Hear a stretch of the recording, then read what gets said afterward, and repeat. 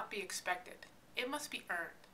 And companies are advancing their loyalty strategies to meet the changing needs and expectations of customers in order to earn this loyalty. Hi, I'm Liz Glagowski with One to One, and I recently attended the 2011 Loyalty Expo. There, I had a chance to ask some experts about the past, present, and future of loyalty strategy. Here's what they had to say. Well, our loyalty program has been around for nearly 20 years, so we've been at the loyalty game for a long time. Probably the biggest evolution that we're embarking on now is to shift from transactional only loyalty to transactional plus interaction.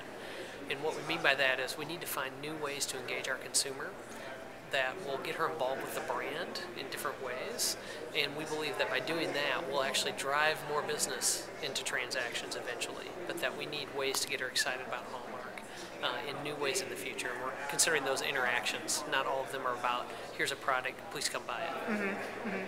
So it's more the strategic part of it, not just the rewards and the points part of it. Yeah, I think what we know, the economic system of the loyalty program, the ability to earn points for purchases, we still think is a foundational component, but we need to add to that new ways to activate her. So maybe with utilities, things like reminder services, things that help her plan events, those things that are part of her relationships that Hallmark can support. We're trying to find new ways to get involved with her early on in the process, as opposed to just after the transaction has occurred, giving her points. Okay. And now, how does loyalty strategy play into the larger Hallmark customer strategy? And how important is loyalty to that larger customer strategy? I think that the loyalty strategy, I would take it up a notch at the Hallmark level to say the power of identified consumers we believe in at Hallmark. So a consumer that we've been able to identify as an individual who's provided us with the information that allows us to contact her, we would consider a consumer that we can generate value from. So under that umbrella of identifying consumers, we think loyalty-oriented benefits can play a critical role in getting her excited about the Hallmark brand. Well, the first thing we have to recognize is loyalty programs look pretty much today like they would have looked 20, 25, 30 years ago. So it's interesting to me that people are designing loyalty programs today that would have been basically the same structure, the same design, the same communication strategy that somebody would have used 20 years ago. And I think the real challenge that we have with these program designs is they're far too rational and transactional in their structure. They basically assume that all human beings are driven by a single kind of universal desire, which is maximize my financial gain. And what we've done a lot of work at Maritz is understanding the latest findings in neuroscience and behavioral economics, and social psychology would say that that's a completely outdated view of how human beings think, and so that's an outdated view of how consumers react to offers.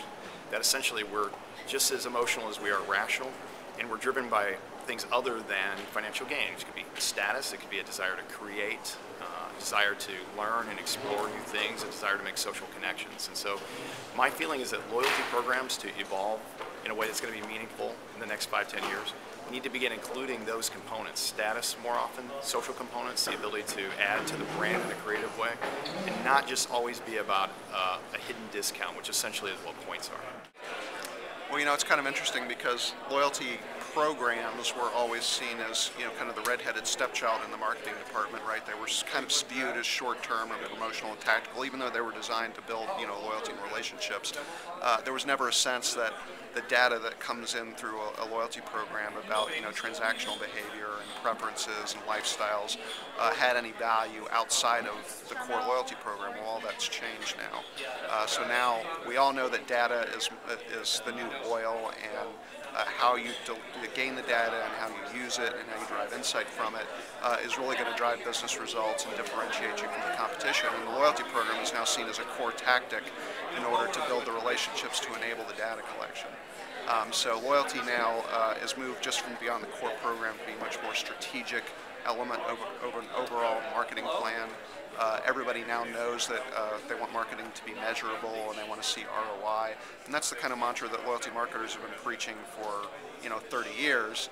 And now the rest of the industry, marketing industry and advertising industry, is kind of finally caught up to us. So in a way, we feel like we're a little bit ahead of the curve because now all marketing is supposed to deliver ROI and measurable results, and all advertising is supposed to deliver ROI and measurable results. Well, we've been doing it for a long time, so we feel like the rest of the world's catching up to us. So it's been interesting to see that happen.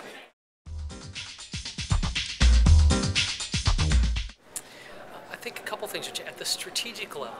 I think helping folks understand the power of identifying a consumer, interacting with her, and that leads to transactions. So that path from interaction to transactions is one that people want proof of.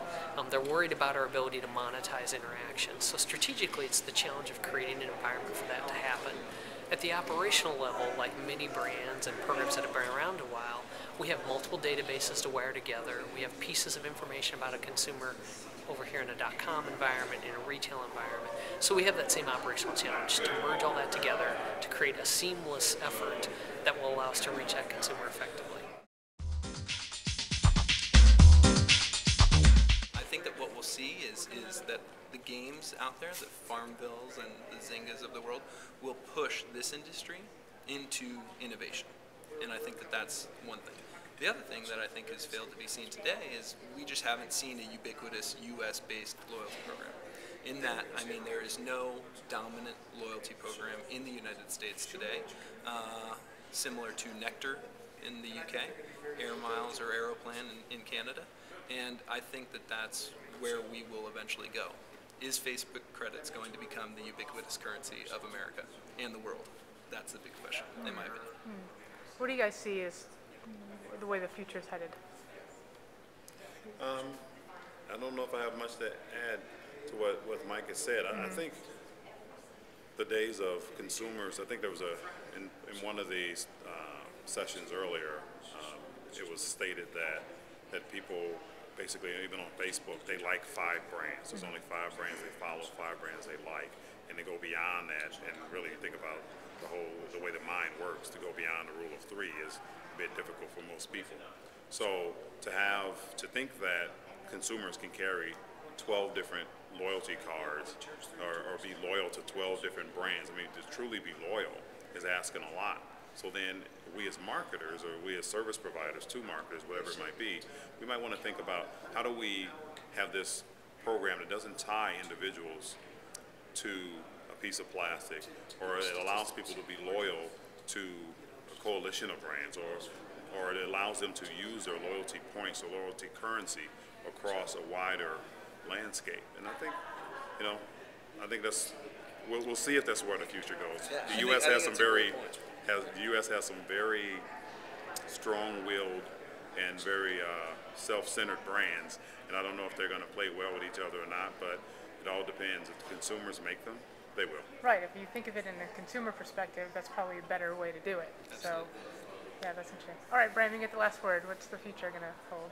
I like Carlos's point about the disintermediation of loyalty currency, and I'm not sure about a U.S. coalition. I think it's a great idea. It's hard to get the brands to play, and there's not any. And I'm not saying I don't think it needs to be a U.S. coalition. Yeah. I'm saying there is no U.S. brand. Yeah, and that's the question. Agreed. But I do see a growing. There's been a lot of talk of merchant funded rewards, and I think it's a terrible term, and it's a commoditized product already. What we're seeing is that partnerships and sort of multi-partner programs that aren't necessarily national coalitions, but a couple partners coming together, sharing a footprint and complementary businesses, just like you would in any sort of partnerships.